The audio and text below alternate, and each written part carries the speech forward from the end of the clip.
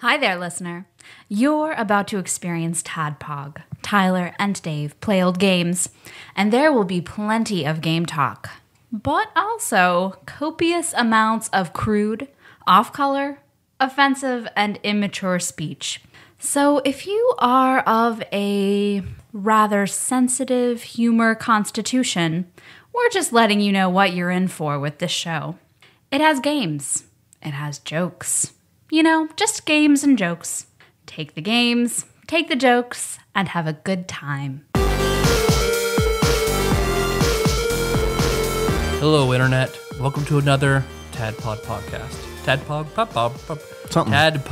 podcast. It's a show where two guys talk about old games. Is this the episode where we enunciate everything? This is the episode where we talk like gods. I'm your bearded host, Tyler.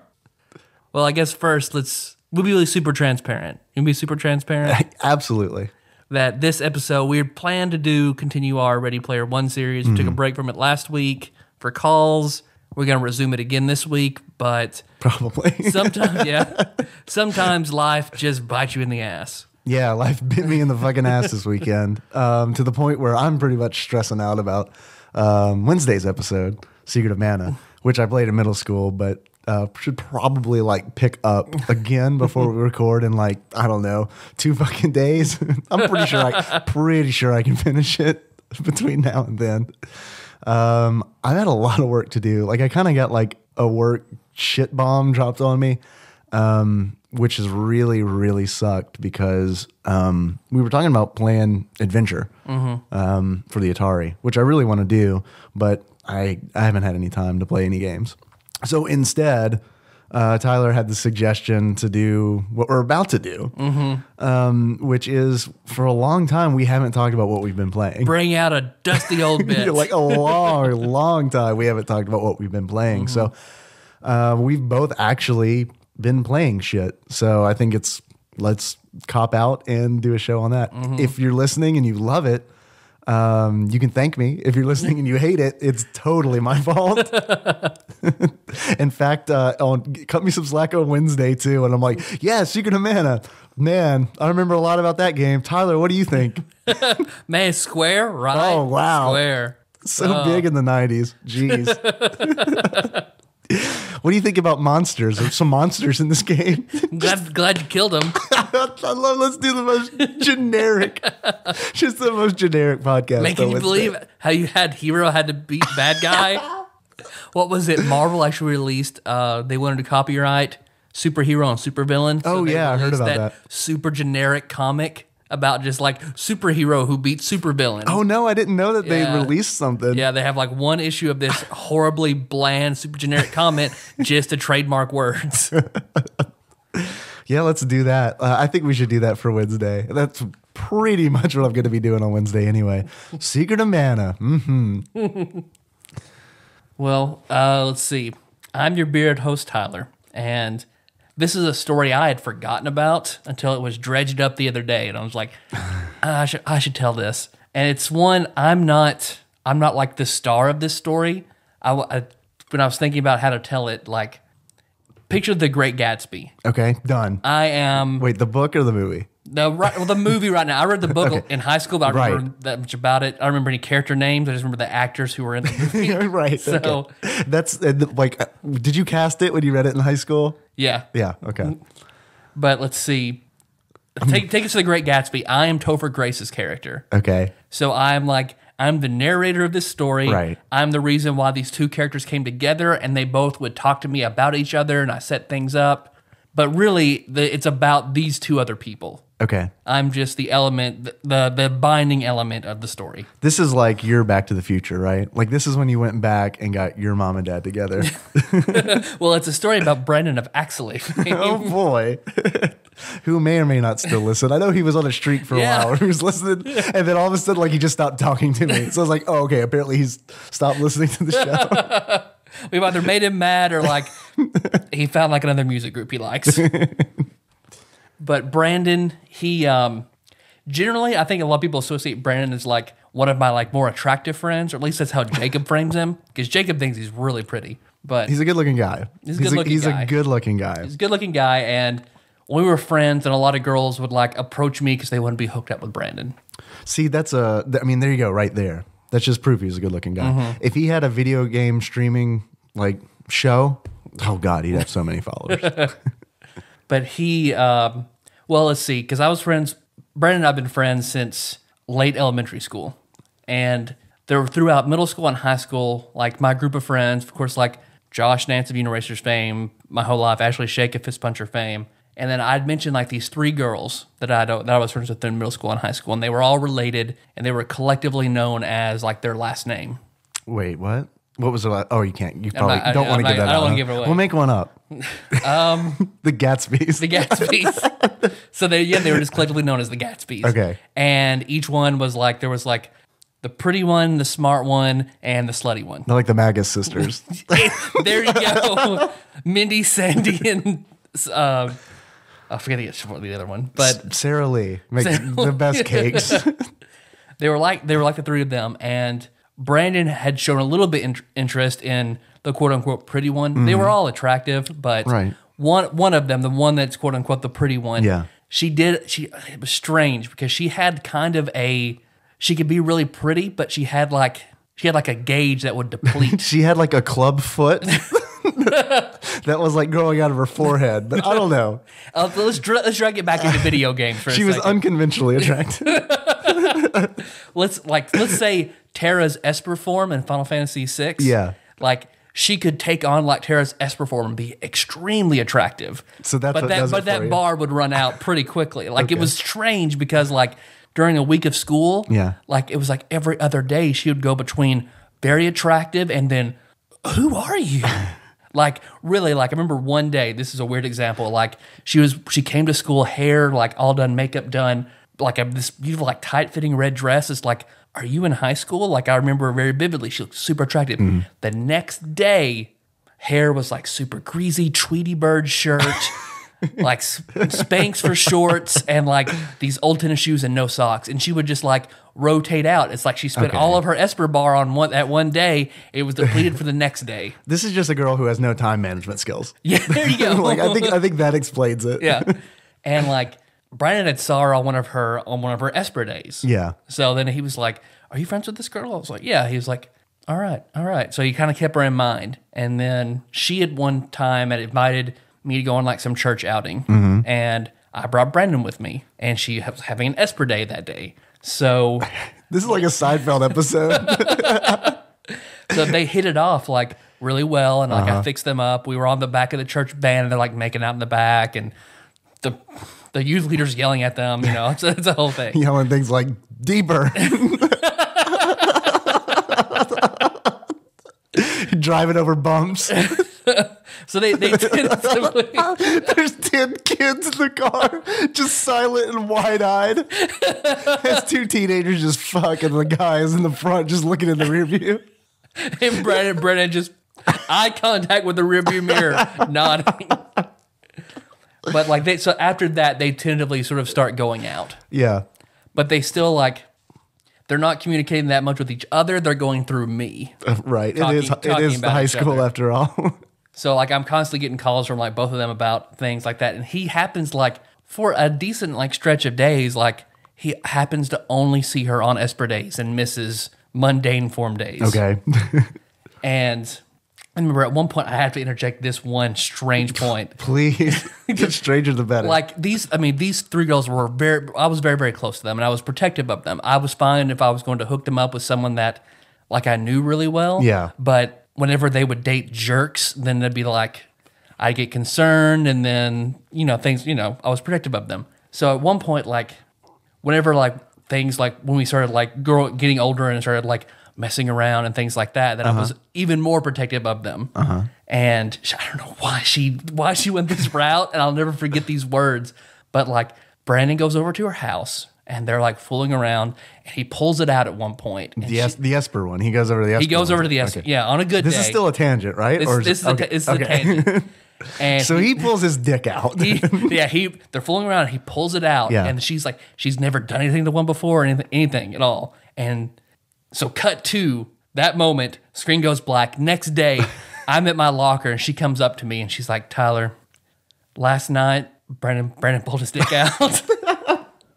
I was like, You immediately got hard. I was like, yeah, and she's like, I thought about going down on him, but then I saw your face and didn't do it. Like on his dick. So I was like, It's like, wait a minute. it's like Alien when it opens its mouth and the smaller mouth comes out. That's a weird Earthbound ending shit. But like, that's what I mean, I get what she was trying to say. Like She was trying to thinking say of me was like her moral conscience. Like maybe I shouldn't do this. But in fact, it's sort of like, so a guy takes out his dick and you're thinking like, oh, hey, Tyler, I don't want to touch this dick. So I'm like, Oh, okay. I didn't know how that was going to end. I didn't know it was like I saw your face and then I just sucked on that thing. I just gnawed on it. no, No. that's never going to be the case. I saw your face and my vagina just zipped up. But then that didn't happen. I was okay. Well, thanks, I guess. Just appreciate it. Don't tell Brandon that, or he's gonna yell at me. I've got to go have the saddest masturbation I've ever had. But then I remember like a few days after that, Brandon. That's when luck runs out, and Brandon catches her on a mundane day.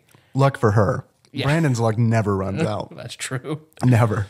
But we're like on like the commons area in the high school. We're off to one side, all talking, and I see her coming, and she's literally like her face is like shiny from like the green, Like a ham. Yeah, like a ham, and it's like, and her hair is like so dirty, like the bangs are stuck to her forehead.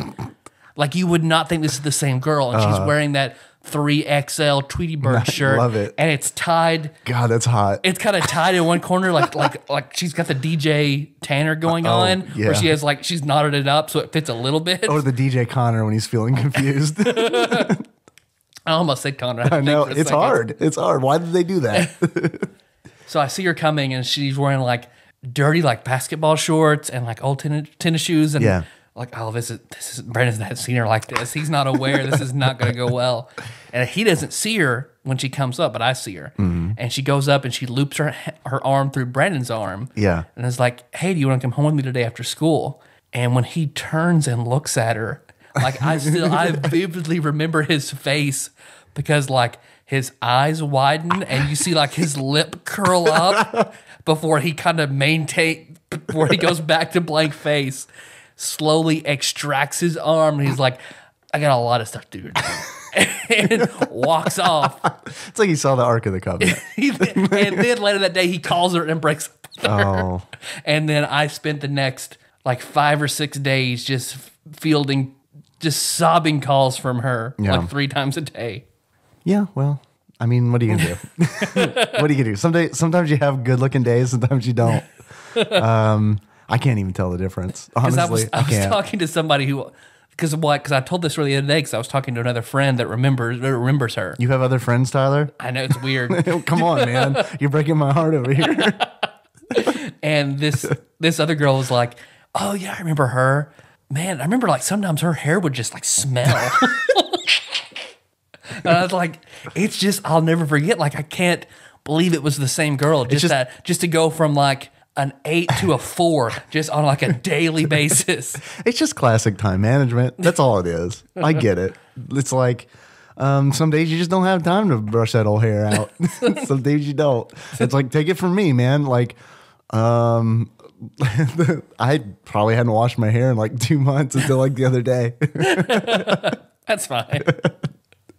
Until like it's getting so long now that like it just happened to like fall in front of my nose, and I was like, oh boy, someone should have told me about this a long time ago. You just let it get greasy and long enough. That way, when you slick it back, you just go full Phoenix Wright, and it's gonna be amazing. I gotta tell you, man, like my hair is so like it gets so dry, right? That like if I wash it regularly, it just it's like a fro. And it's like, in order for it to look like normal human hair, like I have to go a long time without washing it. Because when I go a long time, like for once, it's like I look in the mirror, I'm like, hey, look at that. That looks like human hair instead of, I don't know, something out of the Gremlins.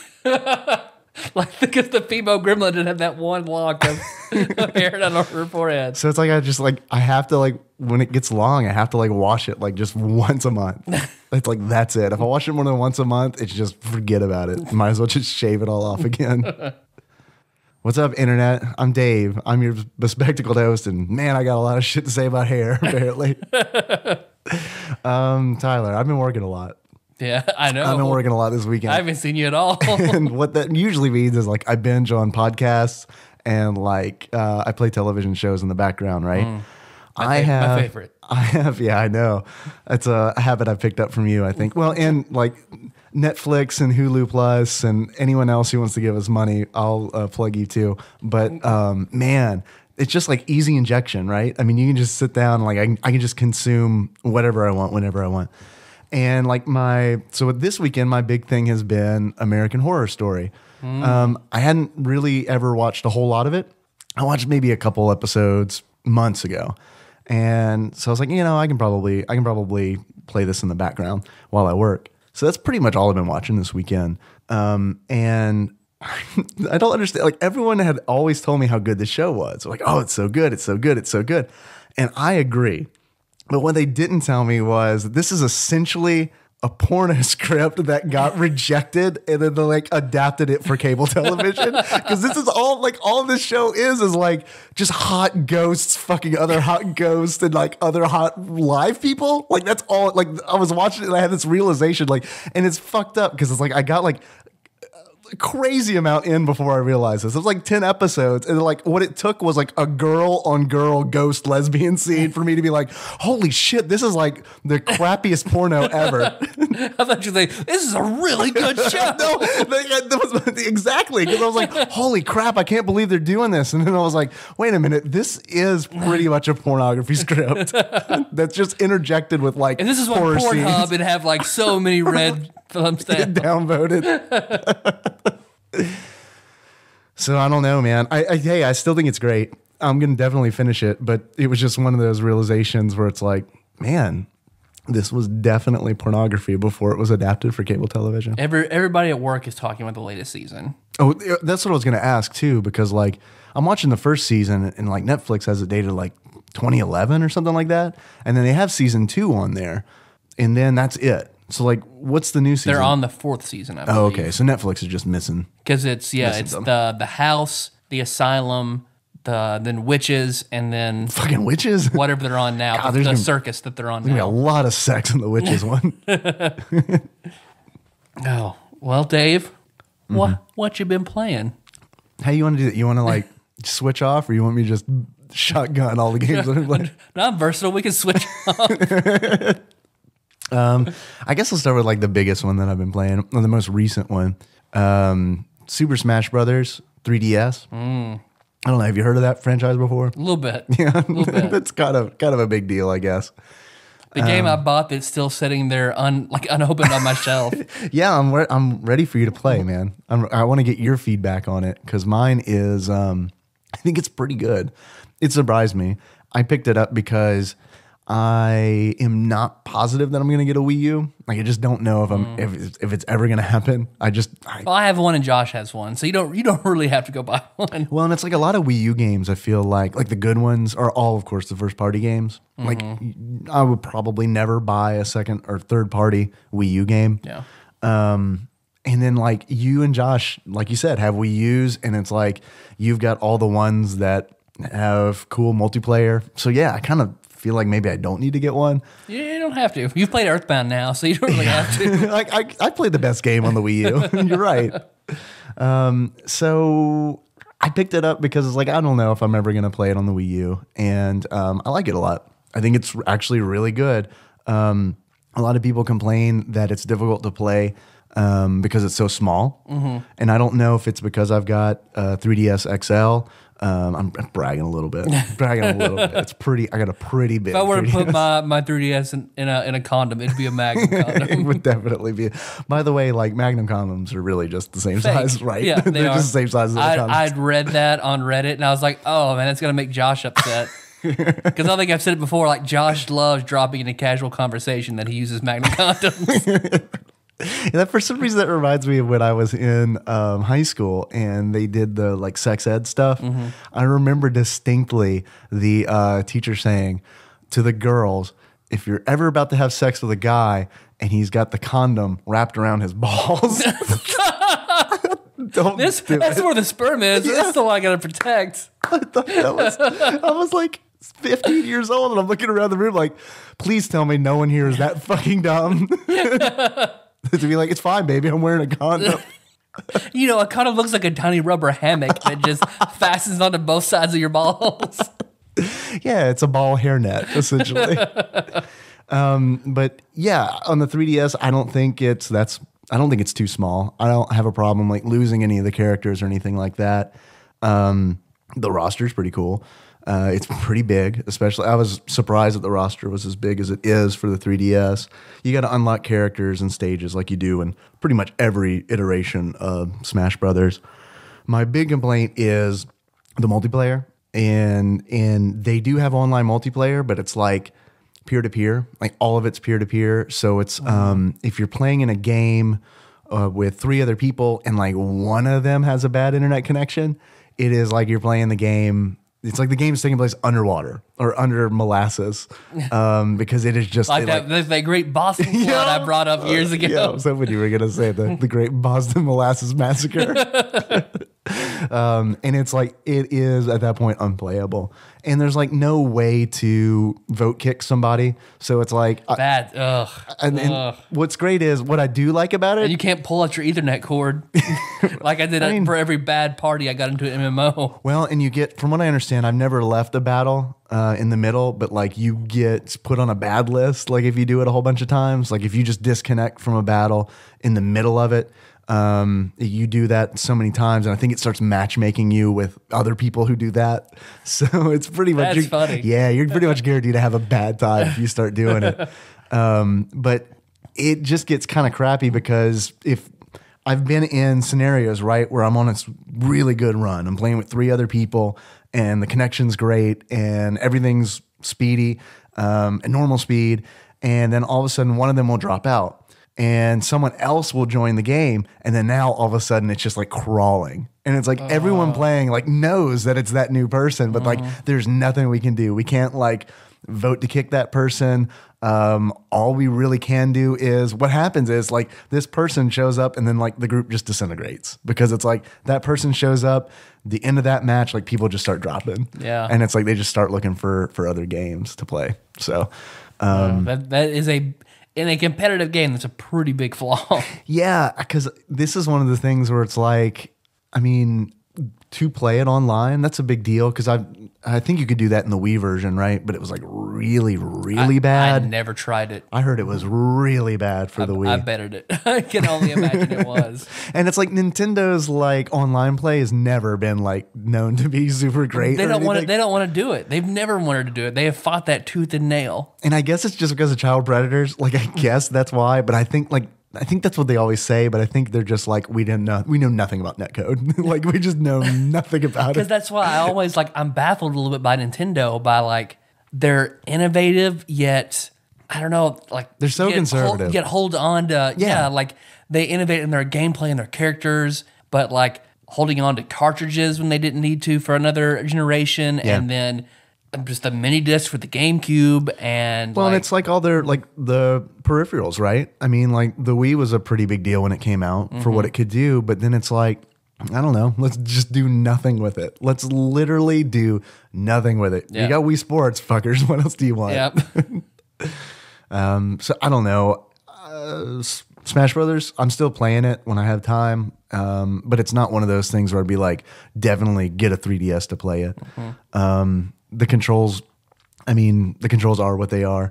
It's not super great because it's not like a GameCube controller. Like that is like the default Smash Brothers controller. That's what I love about Wii U, that they're bringing a adapter to use a GameCube controller on it, and re-releasing like new GameCube controllers for Smash Bros. I think that is like, I love that. That's very cool. That should be like Nintendo's default controller. Like I think that's the best controller they've ever made. Like, you know, instead of having the retro controller that plugged into the Wiimote, like it should have just been a fucking GameCube controller. They should have like taken the Sony route where like PlayStation is like, this is our controller. We're just going to like perfect it over time. As opposed to like Nintendo, who's like, we're just going to do a brand new fucking controller every single time, even though everyone really loves this one that we did years ago. Yeah. I like the Pro controller that the Wii U has I haven't used that one. because it's sort of like a blend of Sony and Microsoft. It's Does like it have like analog sticks and stuff? Uh-huh. Oh, that's cool. so it feels good. It's got like the size and the comfortable heft of like a 360 controller, but it's still like sleek and comfortable like a PlayStation remote controller. So I like it, but yeah, there's something that you said about the GameCube controller. I love it. Because the N64 controller was, I don't understand the logic behind it. No, it's like the Like worst I look at it, it's just like, but the joystick's in the middle, so you're having to scrunch. There's like that one side of the controller you're never going to touch. Yeah. So you're having to. I don't get it. I never Yeah, got it. the part that you're never going to touch should either like be eliminated from the controller or like that should be put in the really weird space as opposed to like what you're going to use always. I don't know. That controller is a disaster. Yep. Do not like it at all. Because if Earl, I fought like joysticks on controllers for a long time. You didn't like them? I wanted D-pad. I didn't like joysticks. Not until I started playing first-person shooters on the PlayStation 3 did I like embrace. I can't joysticks. imagine playing a first-person shooter with a D-pad. Yeah. So, and even still to a first-person shooter, I still prefer keyboard and mouse. But Yeah, oh, definitely. John Turley, you just made John Turley of NBA James fame like super happy. No, I agree. Like you like that, John? You got that mouse? Just spin that shit around. first person shooters, I agree. I think it's mouse and keyboard or GTFO. Because my exposure to Fallout, the first time I played that was on was on PS3. So then I played Fallout and Fallout New Vegas on the PS3, and then on a random Steam sale, I picked up New Vegas Ultimate Edition because I wanted to get all the DLCs. Because the DLC release for Fallout 3, amazing. DLC release for New Vegas fucking pissed me off to no end. Because I haven't played the DLC I've played a few of the DLCs for both, but not all of them. Because the DLC, I mean, they're good content, but it's not okay. So Fallout has first DLC is Broken Steel, allows you to continue after the end. That's the one that takes place in like Alaska or something, right? And that's it's like 2 after that. That's the Alaskan crab. Broken Steel. Broken Steel is the one where the giant robot comes back again and that raises your level cap and you can continue on after the end. Okay. So then even if you've saved after, because I mean, I made the mistake in Fallout. Like you save after the end, you can't go back. Like you're just like, gotta start a new character until Broken Steel comes out. And you can continue on and then buy all the DLCs. In New Vegas, I just wasn't thinking save my game. And then a DLC comes out. It's like, oh, I can't play it. I remember I bought the first DLC and I was like, okay, good. Maybe I can. No, I've started a completely new character in order to play this. So I put it down and didn't touch it again. It was designed that way, or like why couldn't you? It's just once you have to do it. You can save past the point of no return. Oh, okay. And then you can't leave that area again. And then you can't start over after you beat the game. Gotcha. So it's like you have to start a new character to play the DLC. And the DLC is like at the end of the game. So you have to play through the majority of the game to get to the DLC again if you made that mistake, which I did. And then, so once it was super cheap on Steam, I bought it and made a new character because it become long enough that it was fresh for me again. And then I played through with the keyboard and mouse. Had a much better experience. Been able to I love Bethesda games, but they're so fucking buggy. And then having console commands like, okay, this door should be here, but for some reason it's not. Okay, console command, and you could just pop it in there and fix the glitch as opposed to waiting 6 months for them to make a patch on PlayStation 3. Yeah. So that and the keyboard and mouse and the ability, because I can make the graphics a lot better on my computer. There's not Bethesda games should absolutely be played on PC. Smart move with the VATS system though, because that I also played them on consoles. Because I remember when Fallout 3 came out, I had a pretty shitty computer, and I remember so I played Fallout 3 on the Xbox 360, and I remember thinking as I was playing it, man, I wish I had a computer because I think this would be more fun on the PC. But then the saving grace of that was the VATS system where you can kind of go into automated targeting. I think that would have been if that game didn't have VATS, I would have had a miserable experience trying to kill things. I played through the first half of Fallout 3 and never used VATS because I didn't know. I didn't know get it was there. Yeah, I'd gotten the brief tutorial and I wasn't really paying attention because I was still So like I just didn't use it until way later in the game. I think it's more fun to play it without it, honestly. Like I do, unless, I mean, if you're playing it on the PC, I think it's more fun to, because like, man, I've never, to this day, I'm just not good playing a first person shooter with analog sticks. It's just really hard for me to do. I guess just because I grew up with doing it with a mouse and keyboard. I don't know. So, but the DLC, like there's one DLC for Fallout New Vegas I very much want you to play. Yeah. Like I will play it on my PC to the point like you're at the DLC and then just let you borrow my computer for a few days. Okay. Because like I think you would absolutely love the Old World Blues Okay. Yeah. DLC. I mean, I own both. I think I own both of those games on Steam. Probably, maybe. It's really pretty sad that I don't know what games I own on Steam because it's just a whole bunch of games that I'll never have time to play. But I want to play those games again, and when I do, I want to play them on the PC. So just wait. I know we like that's on our list of other shit Mondays is Fallout 3 and Fallout New Vegas. And we'll get to that eventually, but like, well, that's going to mean I need to play through those games again. Yeah. So it's going to be a long ass time. I need to play through 3 again. I've played through New Vegas recently enough that that's fresh, but it's been a long time since I played through 3. Yeah. My turn? Yeah, go. Go for it. I've been on a bender of because I got a PlayStation Vita.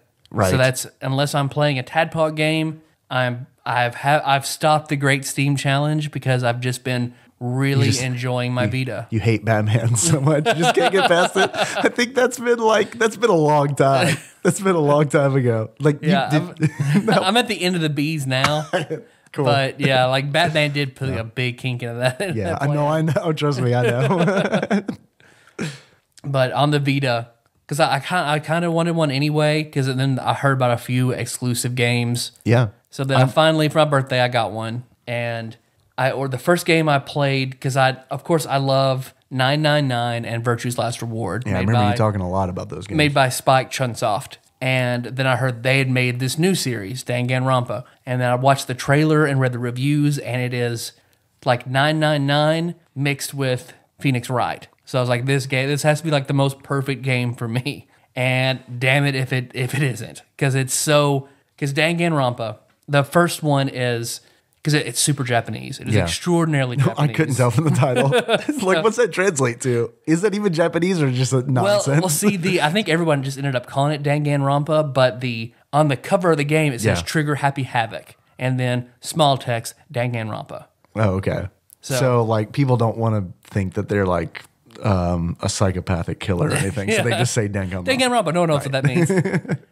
So it takes place in Japan, and there's supposedly, because Japanese culture is one that like schooling is very, very important, and you're not popular unless like you have an excellent grade point average. Well, yeah, schooling's like free childcare. So. Yeah. And because in every anime you've seen, every well-respected character does very well in school. Oh yeah. There's no like main character that is stupid and does poor in school. They're all the top of their class, and everyone admires them. Well, I mean, there are characters like that, but they're not looked upon very, very well. Yeah, not at all. That's just how it is.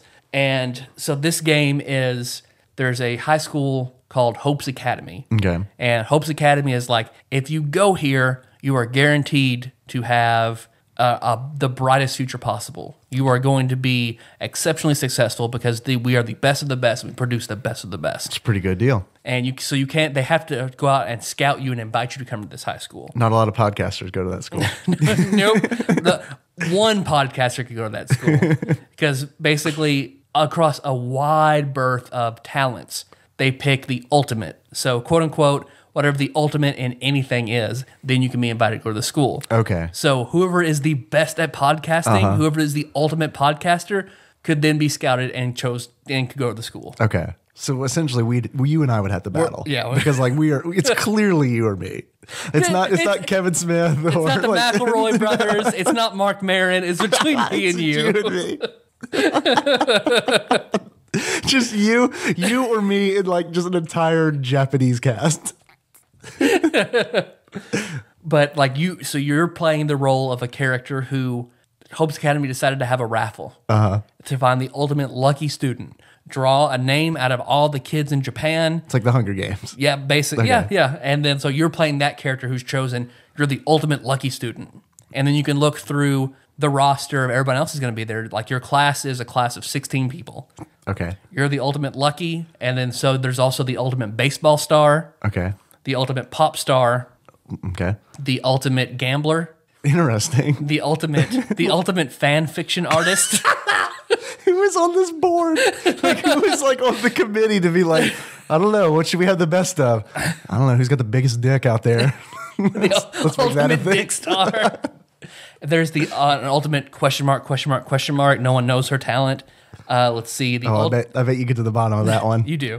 The ultimate affluent prodigy, which I think he's actually my favorite character in the game. Yeah. This game is the game as silly as it sounds, because it's like it sounds pretty silly. It's strange in that like there's a very silly it's a strange mix of silly and serious. Okay. Because and I'm trying to think of all the other the ultimate martial artist. Okay. The ultimate swimmer. Okay. Well, that's Golden Boy.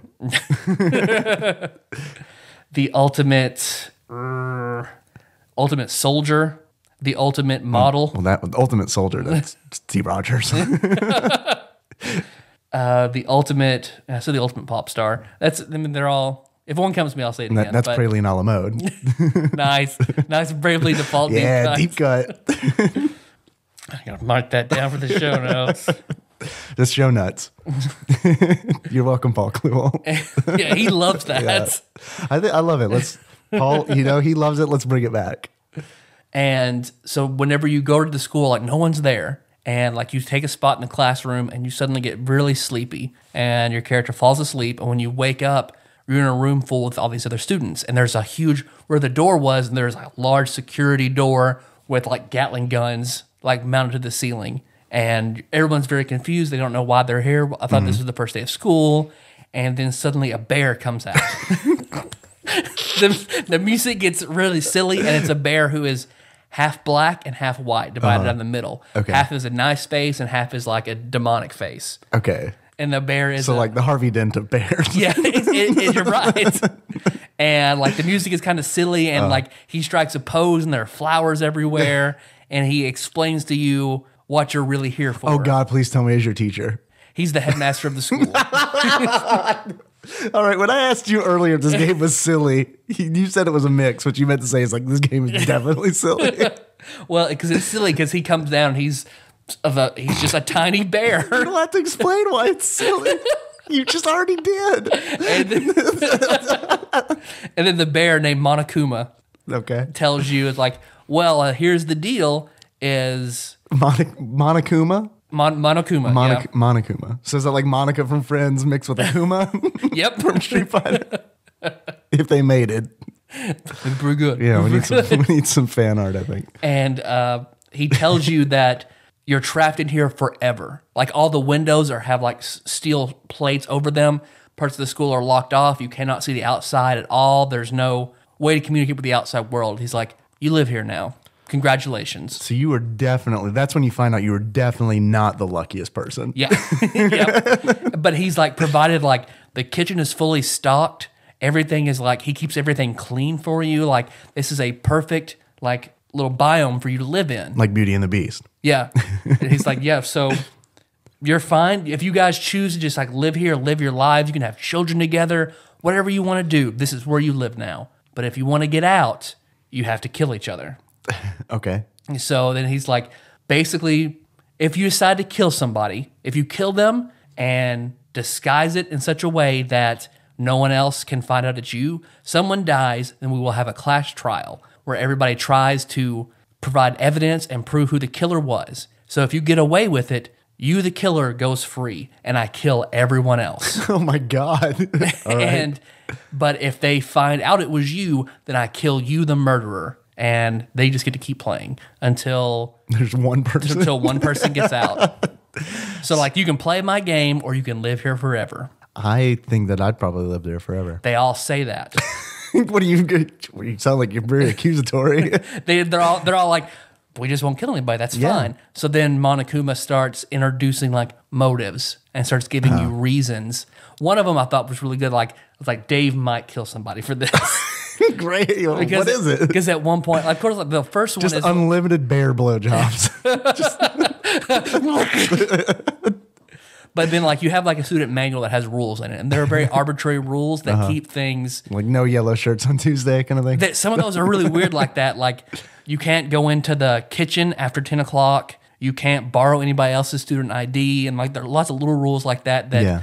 keep the thing kind of interesting and make it where the murders have to be sort of convoluted and planned. What happens if to you get break a away with rule? it. You're killed. Oh, okay. Great. So like if you harm the headmaster, you're killed. There are a bunch of rules. Like basically, if you don't follow his rules, he's just gonna kill you. Okay.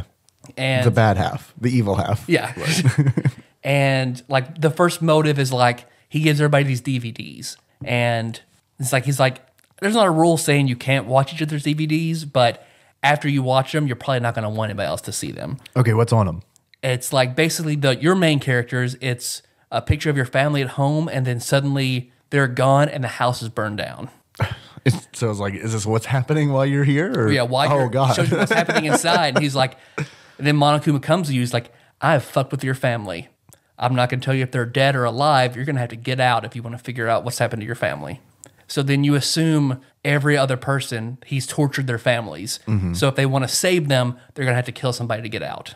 And then like there's another motive is like $10 million is another motive. And the other one being like he gives everybody manila folders. He's like, just read them. And everybody reads those and they're like, everyone's super shocked and then like start looking around each other suspiciously and then just leave. So he's written your darkest secret on this in this manila folder. And he's gonna reveal it if you don't play along. So like it's if you continue to want to live here and not kill anybody, Right. whatever your deepest darkest secret is, he's gonna release to the world.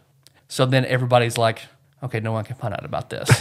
So then he continually adds motive to keep the game interesting. So what's the one that you think that I would kill? That for? one. No. I don't No? have. I mean, like, trust me, man. Like, I've led a pretty uneventful life.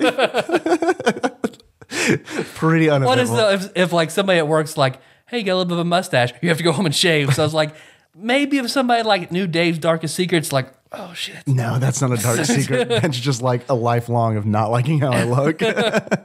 Well, some of it is like stuff that's like super embarrassing. Although your character's like, it's not an embarrassing thing. He's just like, he is ashamed of it, but it's not something that he would ever kill anybody for. No, But no. there are other people you find out that's like, oh, okay, I can see why you would murder somebody. Oh, I see. You've already murdered like 15 people.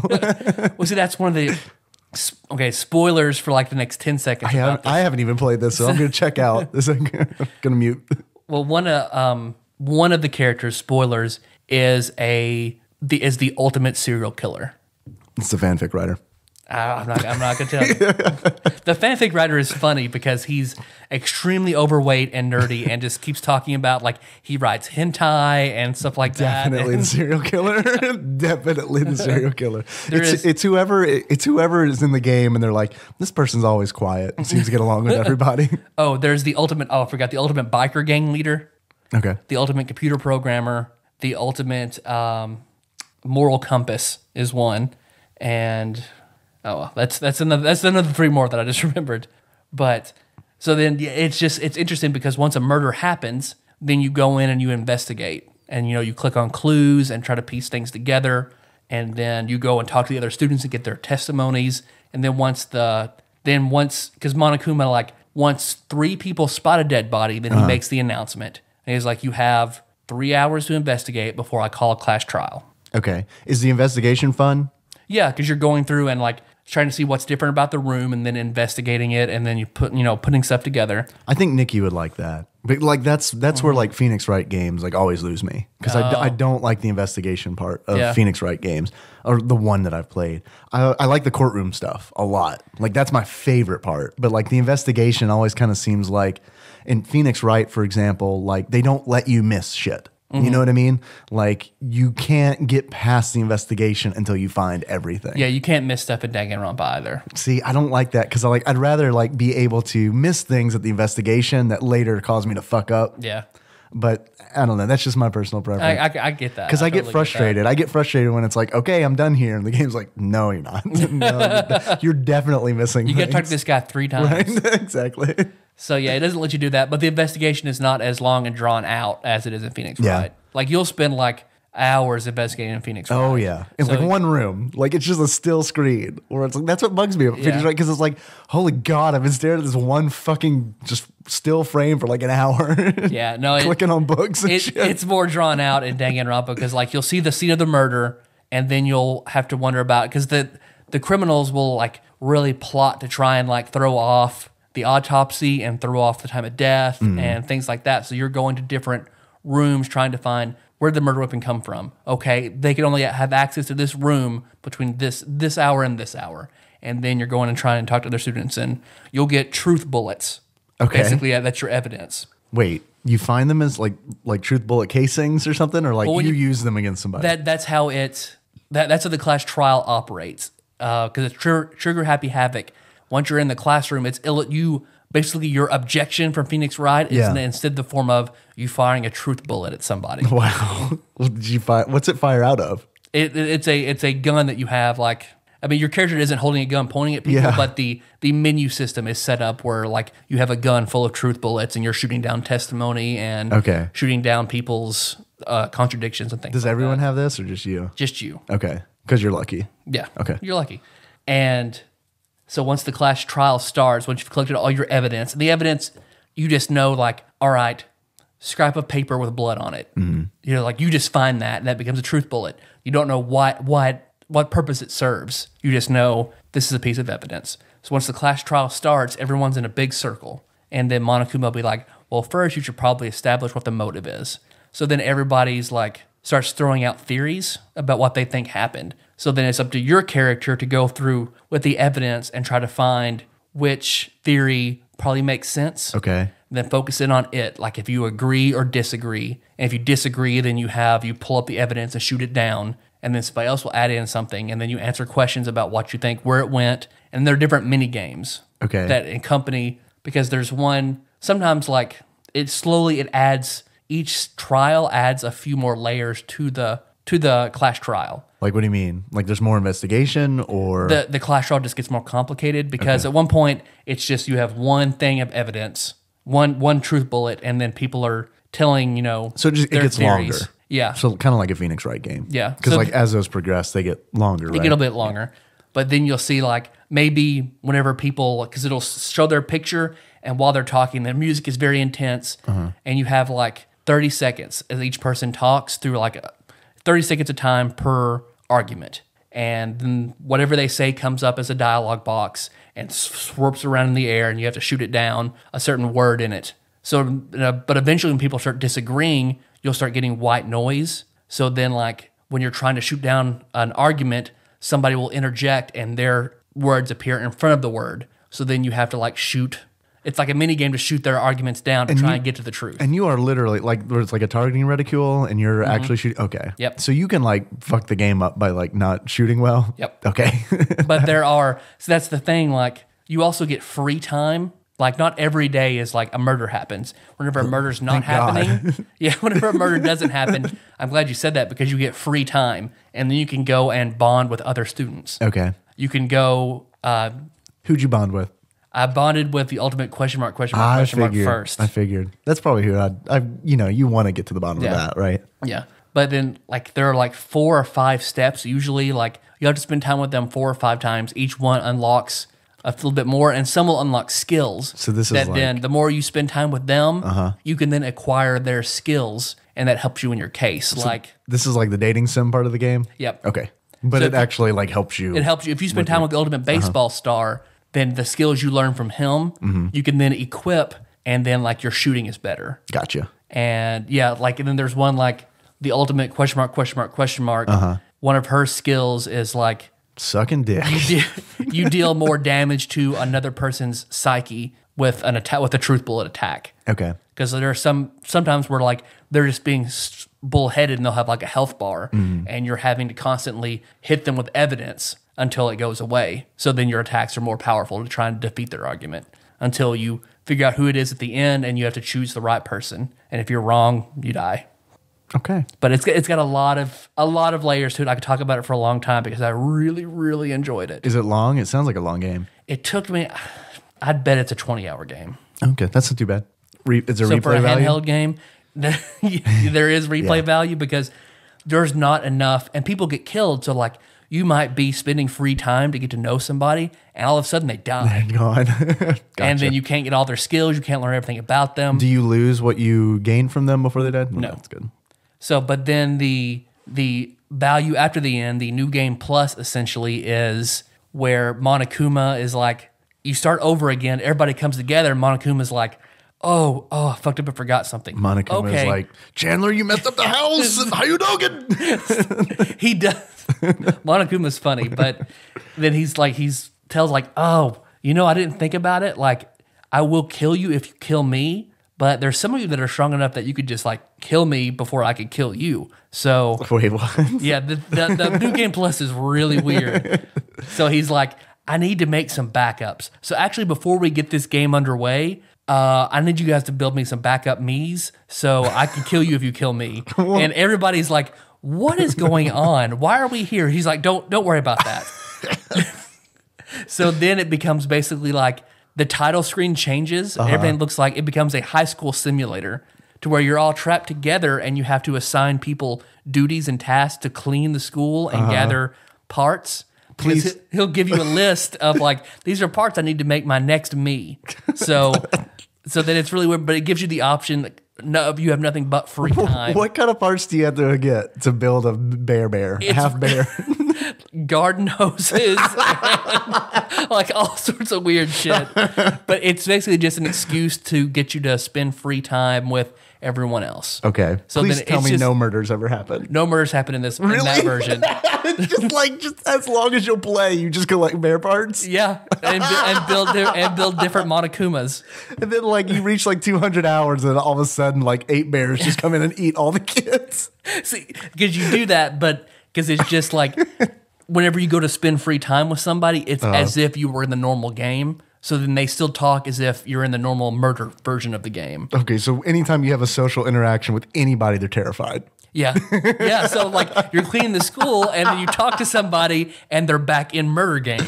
Okay, so new game plus tacked on or not tacked on? Because it sounds pretty tacked Here's on. what's really weird. Then I played the second one because once you basically The second, there's another one? there is Danganronpa 2 is what I'm playing right Good now. God, okay. It came out like it's been out for like a year or two, and then the sequel like just came out like last month. Okay, So I got all it. right. I got it on release day. I've been playing it, but I've heard good things about it. Like, you're not the only person Yeah. to have said that you enjoy playing so it. basically this lets you just unlock everyone's profiles, get everyone's skills or different achievements and trophies and shit like that you can get. But what's weird, I've played the second one, and it has to be that this weird game, that has to be the canon ending. Like, what, the new game plus weirdness? In order for Danganronpa 2 to be, the weird side game Yeah. has to be the canon ending. Because it's just a whole bunch of bears made out of hoses Well, in the beginning of you the second one? at the very end, you make the protagonist in Danganronpa 2. You make Monokuma's Okay. opposite. Okay. So then she saves everybody. Phoebe Kuma. But her name is Usami in the game. You make her, and she rises up and defeats Monokuma and lets everybody go.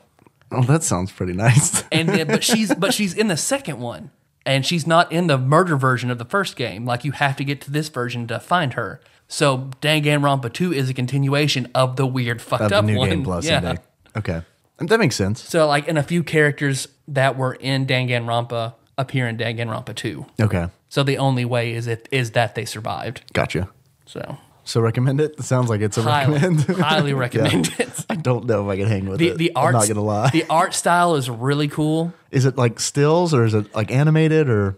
Whenever you talk to somebody, Yeah. then like you'll get a brief animation as you talk to them, and they're animated in like the trials. Is it like Phoenix Wright style animation where it's like 2D and you've got like a few expressions and a few like gestures and stuff? or- It's done better. It's drawn Yeah. a lot better. Yeah. But yeah, it's like that. Okay. So then, like when you find people in the high school, like you'll go over there and you'll touch them, and they'll bobble back and forth, and then they go back, and it's very creatively done. Yeah. I don't know if I could do it. It sounds really cool. Like honestly, like it sounds really cool, but like, And the storyline is very cool. yeah. Yeah, but finding out more about Monokuma, and then once you get to the end to find out why this happened to the high school, Yeah. why this happened on the outside world. Yeah. Because while you've been in here, time continues on the outside world. So then you find out like some catastrophic shit has happened. So then you had to figure out how you want to deal with it. There are multiple endings. I like that. I'm a So big fan of multiple endings. There's one person like you make an ally out of one person, but they at one point fuck up during a clash trial, and you can call them out on it. And Your ally? Why would you do that to your ally? Just because, like, You're a dick. you still don't know if they're your ally. Like, they could be plotting. You've been betrayed before, Okay. So you don't know if they're really your ally or not. So if you call them on it, then that's one ending. And then if you don't let it go, no one else catches it. You're the only one that catches this mistake. So then that's a different ending. Got you. I don't know, man. So sounds like a great game for you. see, it's Like, it's hard to talk about because there's some weird shit. And then Danganronpa 2 is sort of, it's the same sort of formula, but instead of being trapped in a high school, you're on a deserted island. Okay. And then so it's like Lost. Yeah, because you don't know why you're there. The island There's a seems to smoke have monster.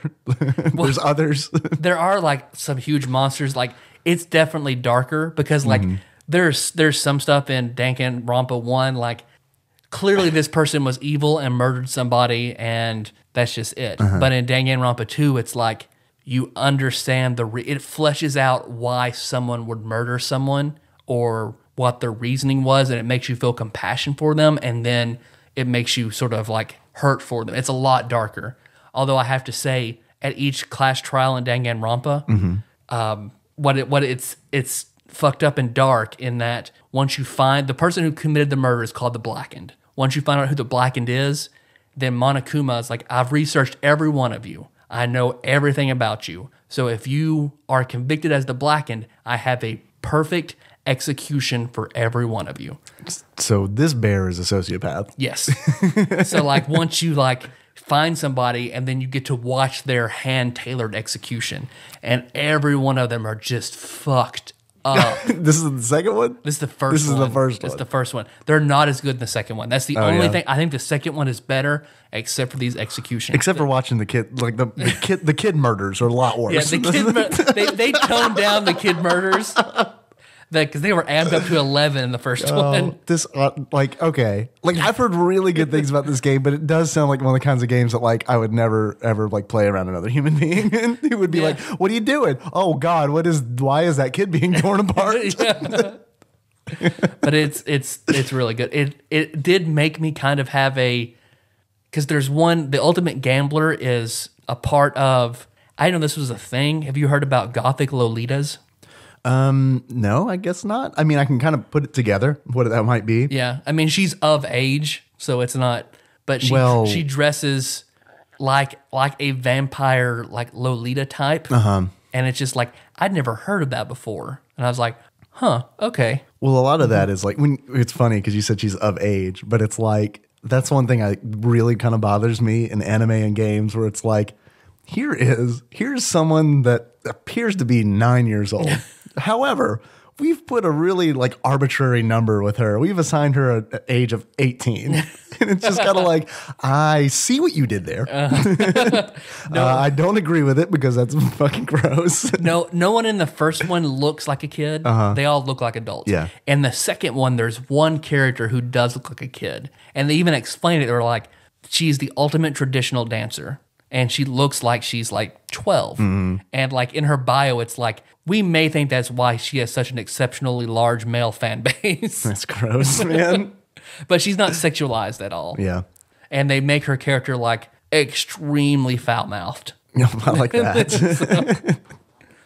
Yeah. Okay. Well, cool. Maybe I'll check it out when I get a Vita, which will probably be never. Because like I've set my magic dollar amount that I'll pay for a Vita is $75. Yeah. So well, once I get done with Danganronpa 2 and Persona 3, then I want you to borrow it and just try. If you don't like them, cool. I just want you to at least try Danganronpa. I'll try it. So yeah, if you don't like it, fine. I get it. It's not everybody's cup of tea, but yeah, I don't know. We'll see. And then I think two is very good. Same kind of formula, a lot darker, and then you're working with the Monokuma's other half who's trying to help. And Monokuma's like, where he's pretty fucking sadistic in the first one. He's extraordinarily sadistic in the second one. Well, yeah, because he's made of hoses now. Yeah.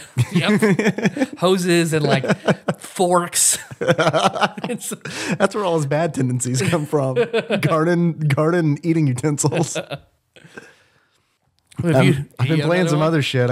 I see the time over there. I talked about that problem for a long time. We might as well go ahead and cut out what I talked about Smash Brothers and just call this one Danganronpa. Call it Danganronpa.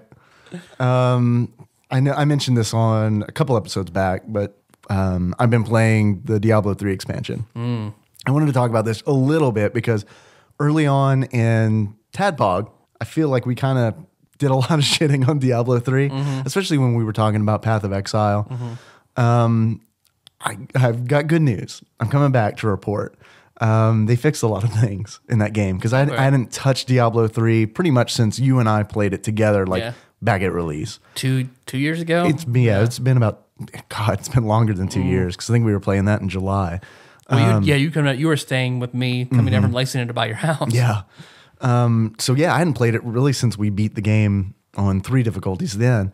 It's a lot better now. They have removed the auction house, like the real money and just the regular gold auction house. So that's not even in the equation anymore. And because of that, I guess it's because of that, the drops are awesome now. Which kind of because in Diablo 3, the fucking drops didn't mean anything. Nope. Because it's I would constantly just get this gear that was just never gonna wear that, never gonna wear that. And it's it felt like everything was funneling you to go to the auction house and buy what you need and sell what you don't need, which was super annoying.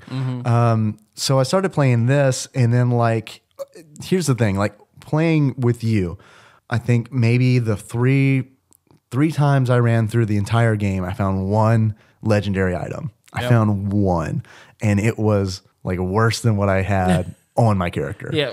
I had lower grade item that I was wearing that was so much better than this fucking legendary item. So it was not rewarding at all. None of the drops felt rewarding.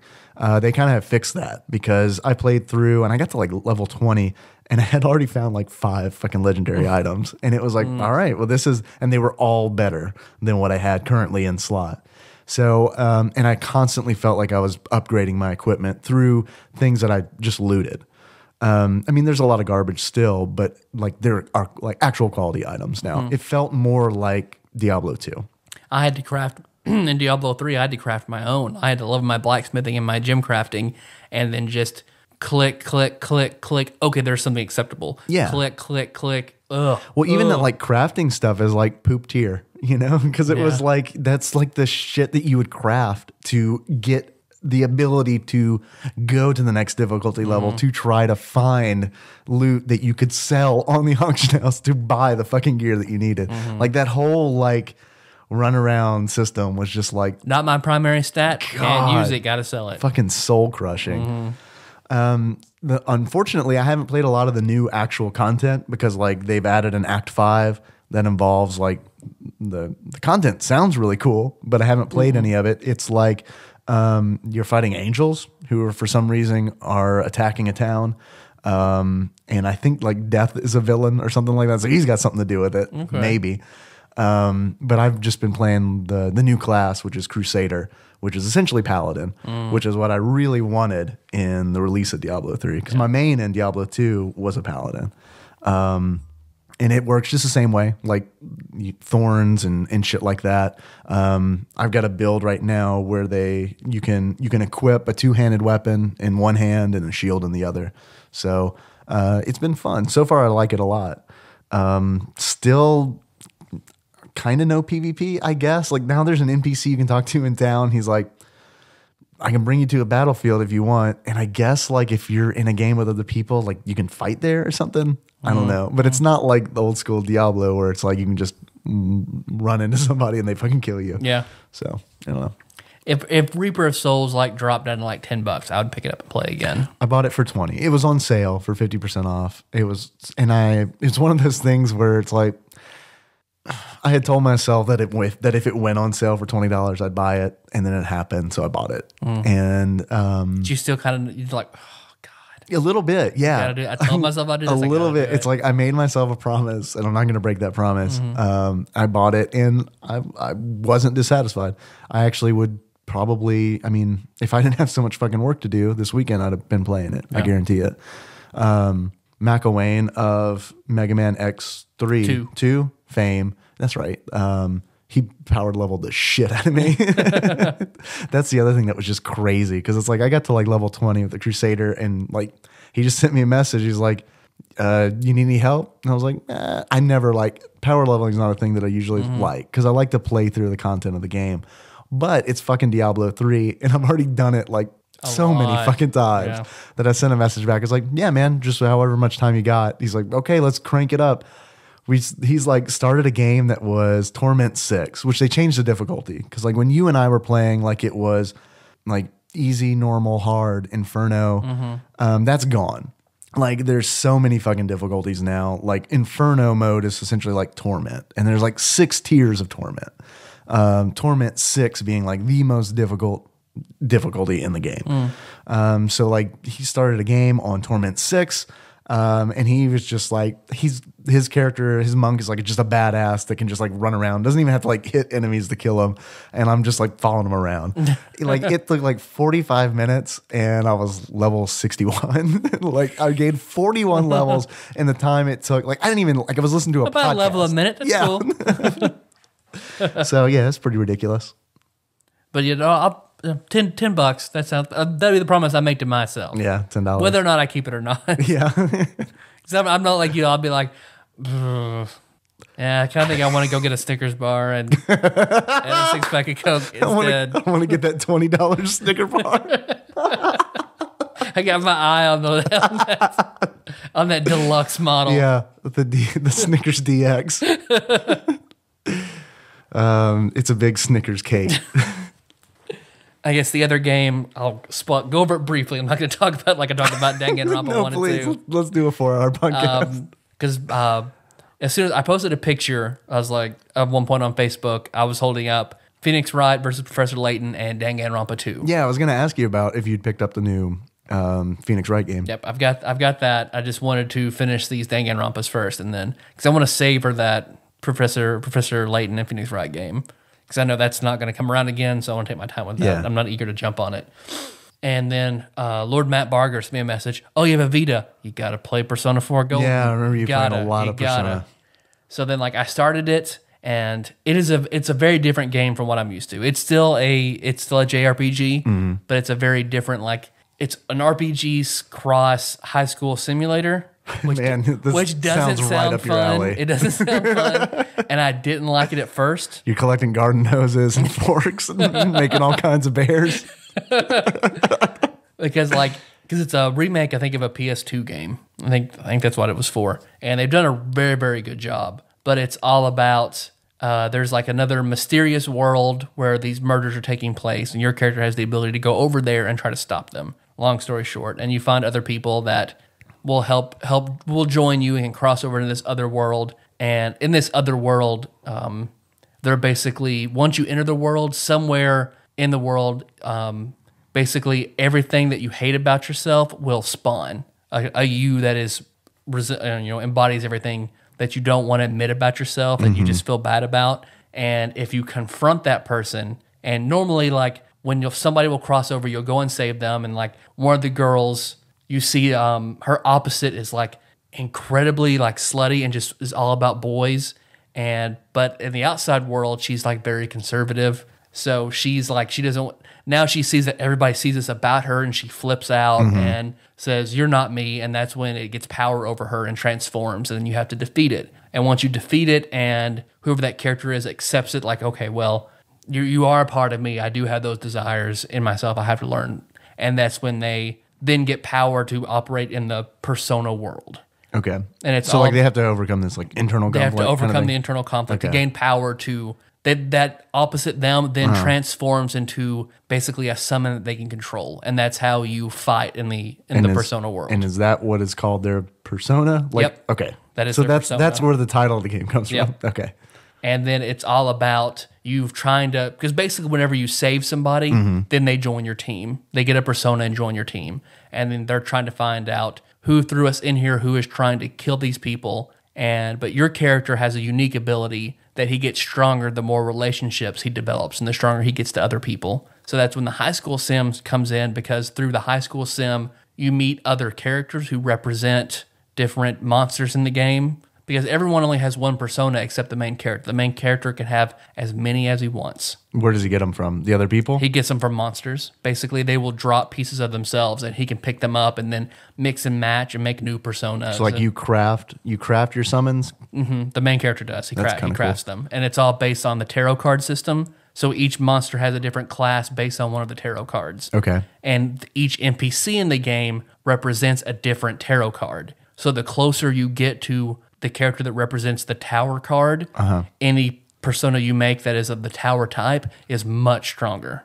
Okay. So like if you craft a summon or a persona that is tower, then you want to have a really good relationship with the NPC who represents correlates tower. with tower. Okay. Because then the persona you made will gain all sorts of levels and powers. Okay. So then half the game is inside the persona world, fighting traditional RPG elements, trying to figure out who the murderer is, and then outside world is relationships, building up your power and things like that to affect the persona world.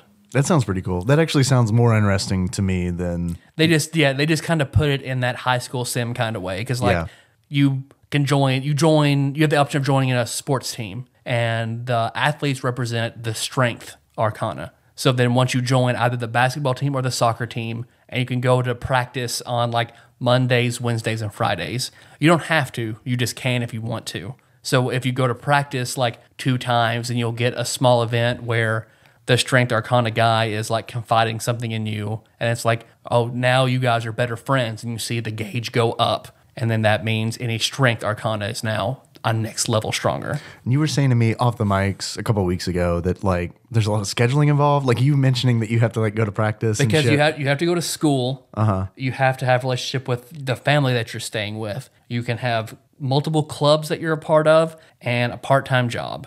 So then basically, and the job you can have during like right after school or at night. And there are tons of other students that like want to spend time with you and represent different arcana. So then you're kind of I hated it at first because I felt like I had to be at this place at this exact time, and I was trying to like write down schedules and trying to remember everything. So you can miss this stuff. You can, yeah. Like I mean, if you're supposed to be at practice at like 5:30, like is it like you can real miss time it. in game? Like Because basically you can have like a daytime action and a nighttime action. Spending time with an NPC will take one of those actions. Very few things in the game don't take an action. So it depends. Like if you get a part-time job at the hospital, then if you go there at night, that takes your nighttime action to take the bus to the hospital to do like you're a janitor at the hospital part-time. But then when you go there, you gain money, so you can then buy items and things like that. and you can steal all the organs. And that still are all the unattended. organs. And then that's when you meet a nurse that then represents like the demon arcana. Okay, so you meet like possible like party members and shit depending on what you do and your. Only the people that you save from the persona world are party members. Oh, okay. But anybody else that represents an arcana, Yeah. even your party members represent arcana. So like they're your fellow students. You can choose to spend the afternoon with them and make them stronger. And like when you say arcana, like is that the association with the tarot card? Yeah. Okay. So and then there's still, because it's a high school sim, there's still the possibility to have a romantic relationship with every female in the game, and then you can choose which one you want to be in a relationship with, or you can date all of them. And there's no negative to dating everyone. Like you can be in a relationship with every girl in the game, and there's Like how serious? there's no like sex is implied at like the highest level of Yeah. relationship. And like, do they just not care, or like you just don't tell? You Sean hide it. about them? Apparently, your main character is a master at hiding relationships, because like there are 2 girls that are best friends, Yeah. and you can be dating both of them at the same time. And Maybe they're into that. you see, every now and then there'll be like awkward scenes where Yeah. they kind of suspect each other that they're dating one another. But they're super sex positive. Yeah. So they're into it.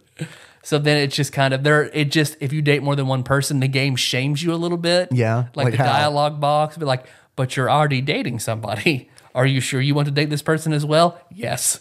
I like all the boxes just like it's just your Jiminy Cricket. Yeah. And then you have to kind of decide like during Christmas, if you're dating multiple people, you have to hurt somebody's feelings because you can only spend Christmas with one person. Oh, I see. So, and things like that. I wish I like how you presented it. Like I hope the game is just like Who do you want to hurt this Christmas? There's just a big list of people. But it's interesting trying to figure out like who the villain is and who the murderer is, and trying to balance things out. And the story is very interesting, and also like you can't really forget. Like you will always be reminded, like you could go to this and this and this today. Okay. So it's like you can't really lose track. Anybody that wants to spend time with you will have like an exclamation point over their head. That's cool. So That actually sounds like something I'd be interested in playing. yeah, it was fun. I hear it's pretty dark. Is it dark? I hear that series, and I've never played any of those games. I've watched Lord Matt play, I think, Persona 1 on the, I guess that was on the PlayStation. But I know this series has like a reputation of being pretty dark compared to other RPGs. It does, in the fact that like, you know, people in a real life setting in Japan are being brutally murdered. And Pretty like, dark. There's like, yeah, and like They can't find the bear that's doing because the it. family you stay with, like the father figure of the house is a cop, so he's also trying to constantly find. He's not a persona, so he can't catch this villain. Gotcha. So you see him deteriorate over time and get frustrated, and unless you like, It's like Death Note. yeah, unless you get close to him, like his relationship with his daughter Yeah. can deteriorate. So then like you have to get close to the father and to the daughter because they both represent an arcana. So it's interesting. Cool. Even the villain is an arcana, so you can get strong. You can get closer to the villain. But you don't know who the villain is. You don't know right? who the villain Okay. is till the end. One of the 28 or whatever arcana is the villain. You just have no idea which one. Gotcha. It's definitely the And I didn't come across the option in Persona 4 Golden, but I read in the original PS2 that you can decide to side with the villain and sell everyone else. Like you've become close enough to this person. Once you find out that they're the villain, you can instead sell everyone else out, join them, and get a special ending. That's really cool. I like So- that. I hope that they didn't cut that from. Yeah, I didn't get the option, but video I game. might not have just been close enough to the villain Yeah. because like it's all about. Well, you were too busy getting all those girlfriends. That's true. Because That tells me that the villain is definitely one of the guys. Because you want to max out. There basically only the girls that are in your party can you like have a relationship with. Gotcha. The NPC women outside, like you truly can't. But it's most important to You put them in the NPC zone. yes. But Persona 4 Golden also very, very good. If you don't get it in your head that you have to stress yourself out about time management, then it's good. It's really good. I'm going, as soon as 3 goes on sale on the PSN store, I'm going to buy it and play it. Because I know Persona Q is coming out for the 3DS, and that is all the characters from 3 and 4 in a new Persona game. Yeah, I saw the announcement for that. So I think that looks, I don't know why I'd rather play it on Vita. Yeah. But I was don't know why it's excited on because I 3DS. own a 3DS. Yeah. So I was like, man, I can play one of these games. And then it was like, but then immediately I was like, I know nothing about this series, so I'm not going to get it. Because it was like, I read about that. It's like, it's a combination of all the characters you love. And I'm like, nope. Not doing that. Do you have any other games to talk about? I do, man. But we're like, what, hour 20? Yeah, pretty close. I mean, I've been playing Baldur's Gate, the old PC game. yeah. And that has been an exercise in remembering what PC gaming used to be like. That game is so ridiculously like. Like the Inca kind of days? Like, is it? No, because this game is a good game. Inca was just a bad game. Baldur's Gate's a really good game, but it's like one of those games where it's like, it is designed for you to just fail and fail and fail and fail, and then like reload. Because I'm sorry, I messed it up. Fail, reload, fail, reload, fail, reload, until things just happen to work out your way. Until you happen to roll high enough on Exactly. all your stuff. Because it's like, I mean, it's in Forgotten Realms, and that's the main reason that I wanted to play it. Because as you know, Tyler, I'm running the 5th edition mod, Horde of the Dragon Queen, with you and Josh of Uniracers fame and John Turley of NBA James fame are all playing. And my biggest thing about that is I've been playing D&D with you for a long time. And most of our games have always been mainly homebrew. Yeah. So like all this is like sprung from our ridiculously ludicrous imagination. Where it's A little bit of all the games we've played growing up, Yeah, just taking just- a little bit of elements and just mishmashed mashing them together. Yeah. So it's just like if you mix all the colors together. That's what God, it is. my first D&D game was such a ripoff of like Final Fantasy VI. It was ridiculous. Well, it's like, and it's funny because it's like as we get older, I think like I cringe about some things because it's like I look back at characters and it's like, oh man, that was some pretty There was a really dorky decision. Imagine if we'd like, and I didn't play till college. I can only imagine like if I'd played in like middle school, the kind of shit I would have made. Dude, I played a little bit in middle school, and it was just like I was the guy who was always like, I want to play a monster, like always, just always. And everyone just like, you can't fucking play a monster. You just can't put down the monster manual. See, what's really funny is like you say that now, and then they and D&D 3.0 came out with a book to play with the rules to play a monster. Yeah. And that's the book you hate the most. I do. I hate it so much because I mean, I don't know, like I just feel like that's a little, I don't, maybe it's because that's something I wanted to do so much when I was younger that now I kind of look down on it because it's just like, come on, I know why I wanted to play the monster. It was because I couldn't come up with an original fucking character to play. So it's like, it's real easy. I'm just a bugbear or I'm just an imp. And it's like, that's who I am. I don't have to like put any effort into it. It's just, I'm a monster character. So I think that's why I kind of look down on it. But anyway, so like the reason I wanted to play Baldur's Gate is because I'm running this D&D game, right? And it's like, I don't know much about Forgotten Realms. It's a lot Because there's there. so much. Oh, there's man. just so much Forgotten Realms lore. Like it's like a set of encyclopedia could be written over the Forgotten Realms lore. Absolutely. And then like because I'm running this game, it's making me do all these things that I normally wouldn't do, like go back and play Baldur's Gate. And like really like I feel like I'm kind of doing homework. Like I'm still like enjoying the game, but it's like because it's set in Forgotten Realms. It's set on the Sword Coast where most of like pretty much everything in Forgotten Realms happens on the Sword Coast. It seems like Sword Coast. Drizzt is on the Sword Coast. Artemis and Trary, all happens on the Sword Coast. that's the other thing. All these R.A. Salvatore books that like I never wanted to read, never, and I still really don't. I'm fucking reading one right now. Nice. And it's, 'Cause no, it's not nice. I gave you the I know. Icewind Dale trilogy. I know you and did. It sat on your desk. Just because I started it and I was like, I hate this. And I set it down. And then like I picked it up again. I was like, oh my God. I set it back down. But now it's like I'm reading I guess the legend of Drizzt, which I think is like the first book in the of his Dark Elf backstory? trilogy. Okay. And I really don't like it, but I'm reading it. Because I mean, you're not big on like traditional Drow anyway. Nope. Because they're so Nope. It all takes place in the overdone. fucking Underdark, and it's just like they are. It's just so like, oh, it's not my thing. But it's like I'm reading it because I am dedicated to trying to make my 5th edition game better. That's good. And that's why I'm playing Baldur's Gate. But fortunately, Baldur's Gate's a lot more fun than the Dark Elf trilogy. It's just one of those games where it's like, I remember when gaming used to be like this, where it was like not easy. It's just not easy. It's just pause, save, quick save, have an encounter, die, reload. It really made me realize that games now want to tell a story, and games then just really wanted to punish you. Because it's like, I mean, it's so like the encounters, like I had a full party and I'm fighting 3 wolves. And it's like, here's the other thing is like, All you need is Jacob. yeah, I know, right? But like if a party member dies, I reload.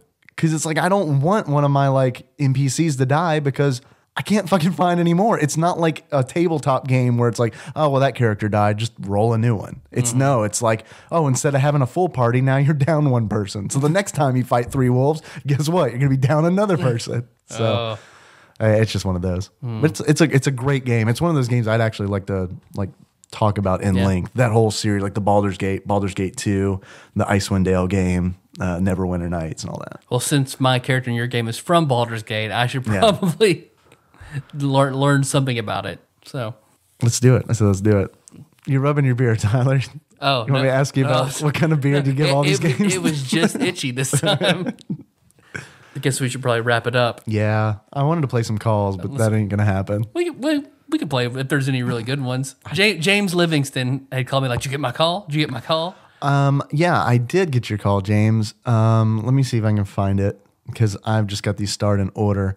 I got my birthday was recently, and I got a really good gift from Tyler, Meg, Josh, and Nicole of Designer of the Year sweatshirt. It was a hoodie, and it's in Comic Sans. So thank you guys. It's pretty good. I actually do have a photograph of it. Me wearing it, I look pretty baller. I'm not gonna lie. It's an extra large or an XXL. I think it's an extra large. So I can really grow into this. You could really fat into that. Yeah, definitely. When I showed Nikki, she was like, "Why is it so big?" I didn't know. Like I thought extra large. Like everyone likes hoodies to be a little bit bigger. You know, like a tight hoodie. It looks so I was like I'll give him an extra large. Man, those run big. I can wear leggings. It's like a tunic. Let's see. You might have to edit this out if it doesn't happen to be James, but I think it's James's call. Okay.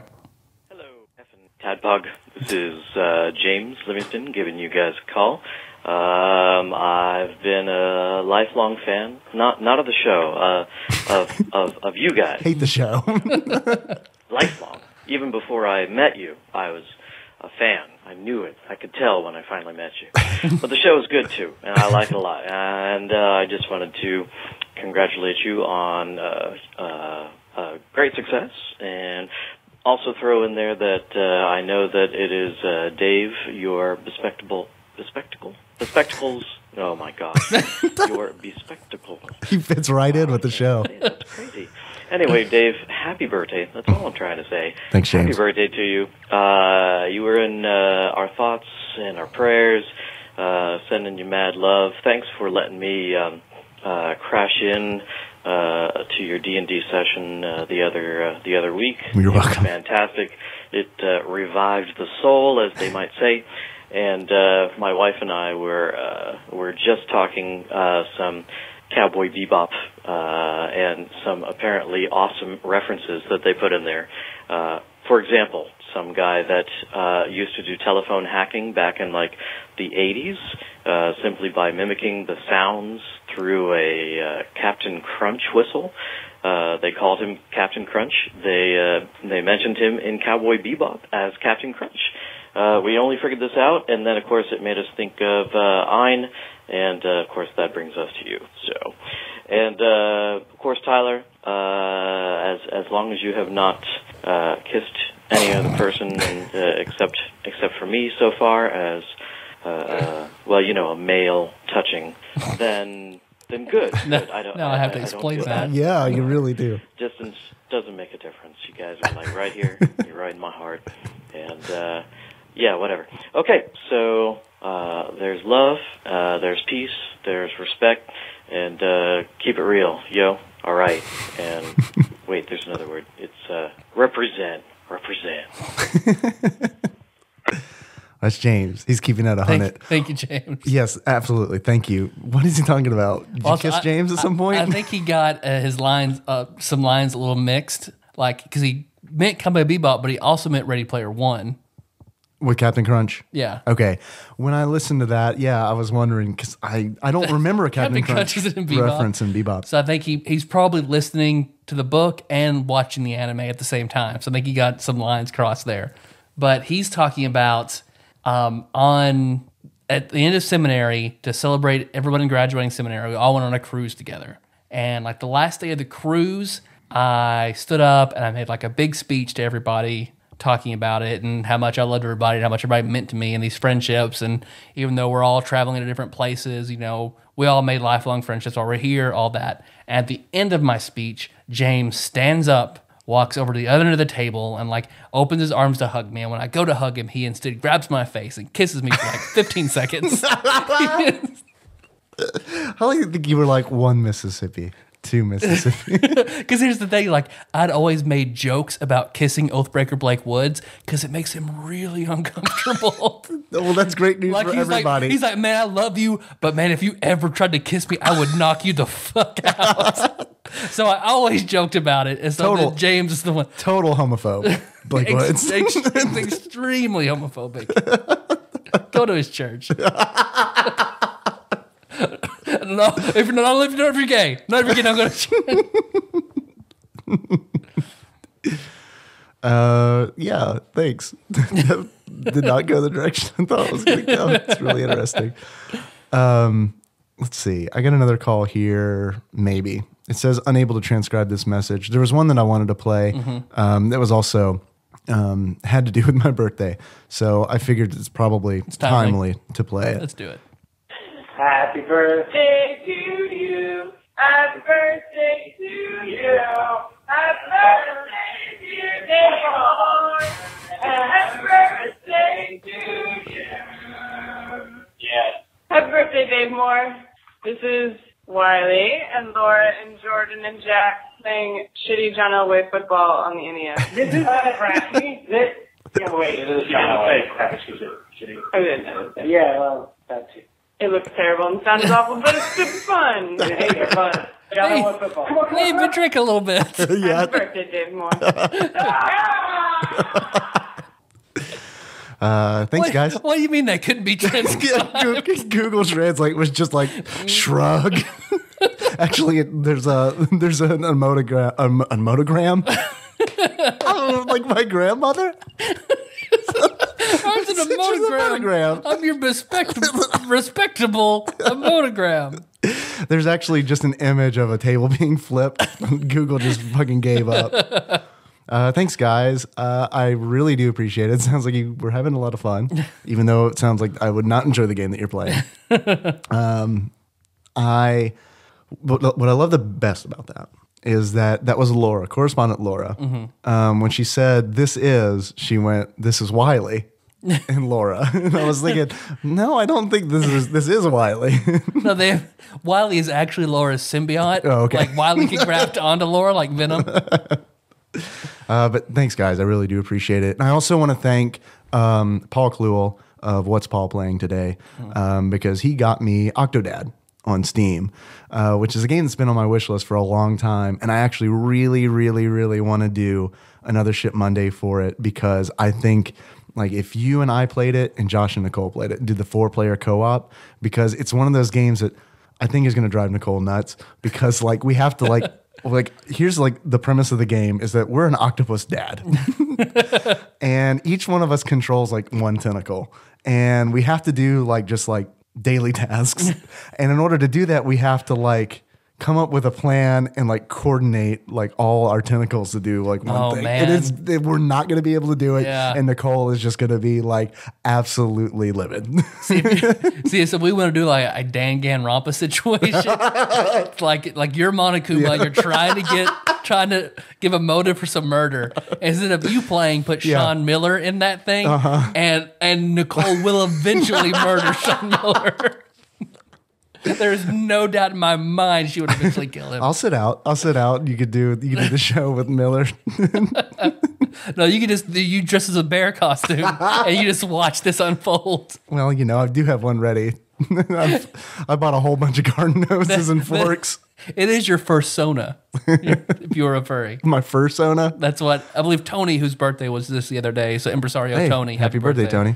And your birthday is the same day as Kyle Searles of Something to Neighbor fame, so happy birthday, Kyle. He's not listening, but happy birthday, Kyle. And I want to run down, it's been a long time since we've thanked some people, so I want to go down, I don't think we've thanked them all, but I want to run down 5-star reviews real quick. Yeah, let's do it. So I want to thank Bloodhowl, Beeflog 1266. I guess go ahead and say ANAPS again for Inca. Yeah, thanks. Gus the Polar Bear, who requests Mario Sunshine. Sir Kyle M, Duchess of Dennis. Massacre, which he recommends Global Gladiators. Czech Cowboy would like us to play Star Wars Knights of the Old Republic. Oh, I want to play that too. It's been a long time since I played that game. I've never played it. I've just heard so much about it. That's a fun game. I think you might actually like it. Felix the Cat would like us to do Beyond Oasis. Guy Morale would like us to do a board game, preferably with Wiley. Yeah, Wiley be great to have on that. Cart S Guy would like us to do Smite.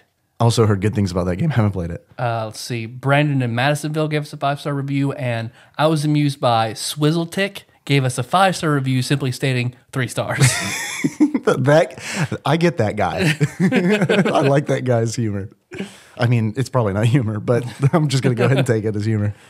So thanks for listening, everybody. You can find the show on iTunes or Stitcher. Our next game should be Secret of Mana. Oh, God. Gonna try to crank that out.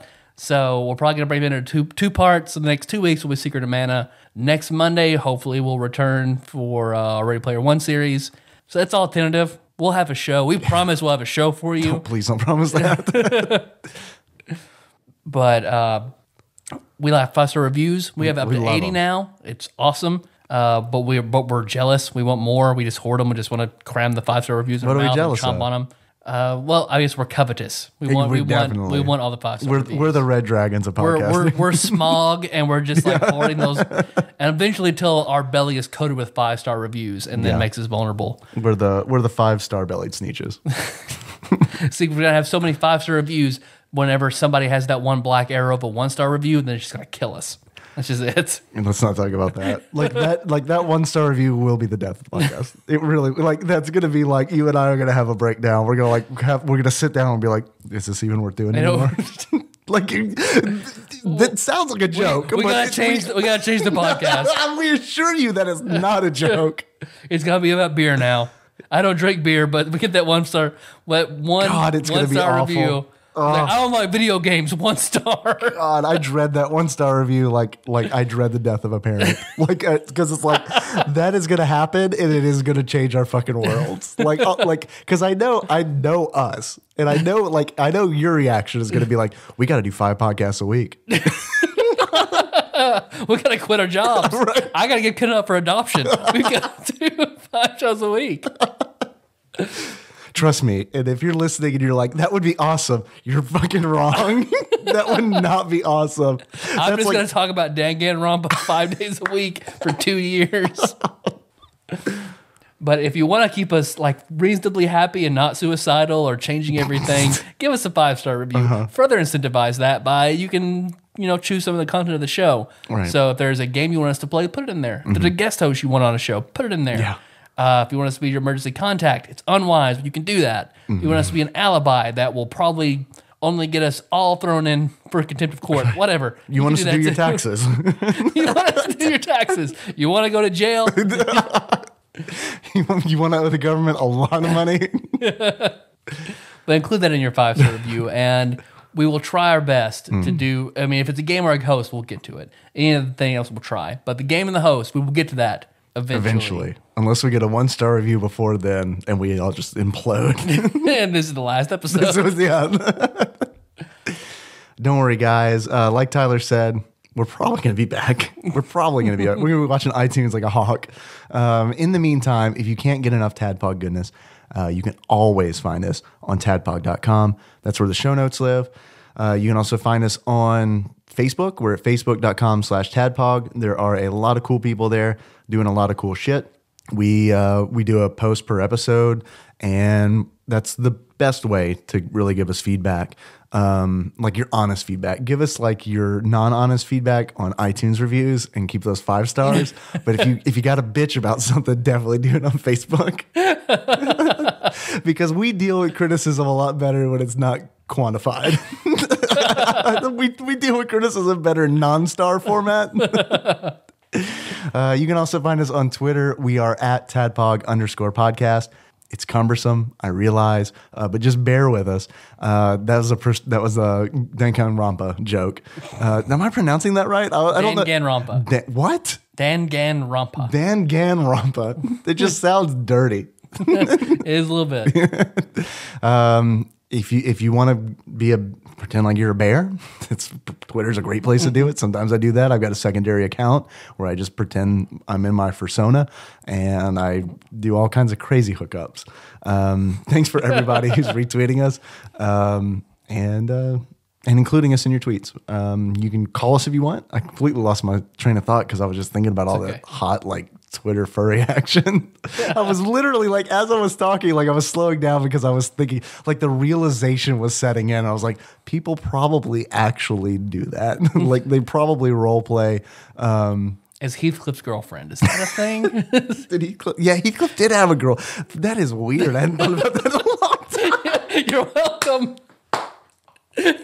My knowledge of Heathcliff right now is just him holding the top of a trash can lid with a fishbone on it. And now all of a sudden you drag his girlfriend back into my life. I was clean. God. If you want to call us, you can. Please do. It's 270-883-2555. Try to keep it under 3 minutes if you can. We do love questions, particularly video game questions and Teenage Mutant Ninja Turtle questions. We haven't gotten one of those in a long time. If you want to like kick Or it, Golden Girls questions. I was even about to longer. say, if you want to kick it old school, you can bring in some Golden Girls. Or if you kissed me, you can call and talk about it. If you've kissed Tyler, definitely call in for more than 15 seconds. Have you ever kissed Meg for longer than 15 seconds? Nope, absolutely not. We're Puritans. I'm gonna go inside and put on my buckle hat. It's fine. Put your condom on your balls. My protective latex ball hammock. That's all I got, man. Well, thanks everybody, and until our theme song. It's Moves by Sycamore Drive. A link to that track can be found in the show notes at tadpog.com. So until next time, Josh Royce. Josh Voice. Tropical Capricorn. That was like the most satisfied I know, Josh. right? It's like I'm very proud of himself, Josh. Like he just beat Octodad.